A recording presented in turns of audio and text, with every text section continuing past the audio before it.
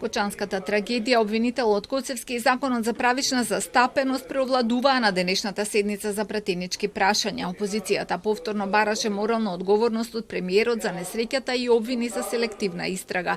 Мицкоски пак одговори дека под истрага се 68 лица, а останатото е во рацете на обвинителството и судството избрано од СДСМ и ДУИ. Дали свесното и тенденциозно разводнување на истрагата е со цел да се попречи правдата и да се заштитат актуелни функционери кои се директно виновни за непосредните причини за пожарот и страшните последици од истиот кои однесоа 62 млади животи. Истрагата ја води јавниот обвинител. Не јас, не владата. Ако јавниот обвинител одлучи дека мене треба да ме приведат, еве тука министерот за внатрешни работи, нека ме приведат, одма истиот момент.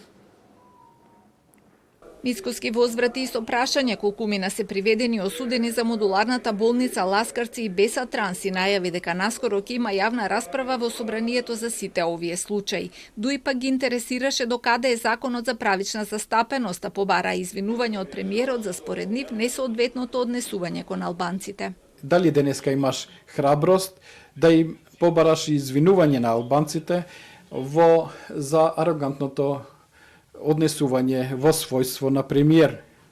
Да не бидете вие тој што ќе ги повлечете за уши, албанците ќе излезат во плоштад Македонија и после не ќе мора да трчаш по нив. Но после не знаеме тоа прашање докаде ќе оди. Ако некој треба да му се извини на секој еден граѓанин и на оние во Гостивар, Тетово и Скопски Сарај кои што ги полнат автобусите и си одеа од Македонија, тоа е Демократската унија за интеграција, бидејќи таа е најдолго од сите нас овде во владата.